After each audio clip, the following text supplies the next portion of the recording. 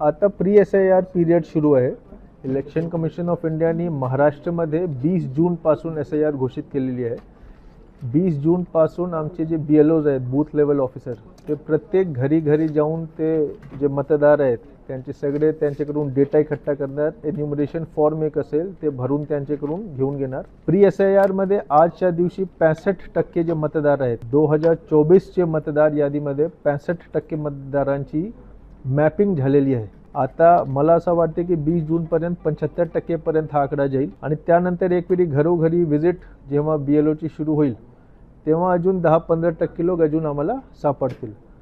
बाकी घरोघरी व्हिजिटमध्ये जे लोक सापडले नाही त्यांना पण घाबरण्याची काहीच आवश्यकता नाही आहे. कारण जे सापडले नाही, ज्यांची मॅपिंग झाली नाही, ते प्रत्येकला आपण नोटीस देणार आणि त्यांना एक वेळ आणि एक ठिकाण देऊन आपण सुनावणीसाठी बोलवणार. त्यांच्याकडे जे पण कागदपत्र, जे पण डॉक्युमेंट्स असतील त्या आधारावर आपण त्यांचे मॅपिंग करून घेणार किंवा त्यांना अपात्र ठरवणार.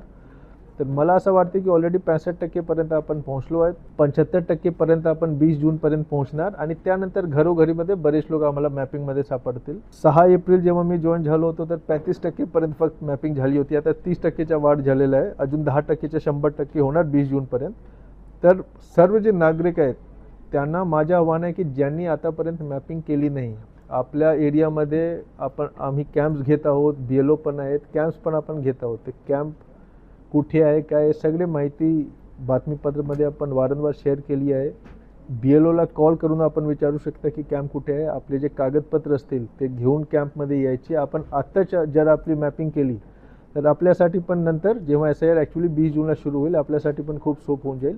आणि जर कुठल्या कारणामुळे मॅपिंग होऊ शकली नाही तर घाबरण्याची आवश्यकता नाही आहे. जेव्हा SIR सुरू होईल ते आपले घरीला BLO जाणारच आहे आणि त्यामध्ये पण मॅपिंग नाही झाली तर आपण सुनावणी घेऊन आपल्याला बोलवणार की सगळे कागदपत्र आपण हे करा. जेही पात्र मतदार आहेत, जेही एलिजिबल वोटर आहेत, त्यापैकी कोणत्याही वोटर मतदानच्या अधिकारपासून वंचित राहू नये त्यासाठी आपण कटिबद्ध आहोत आणि सर्व प्रयत्न आपण करत आहोत. धन्यवाद.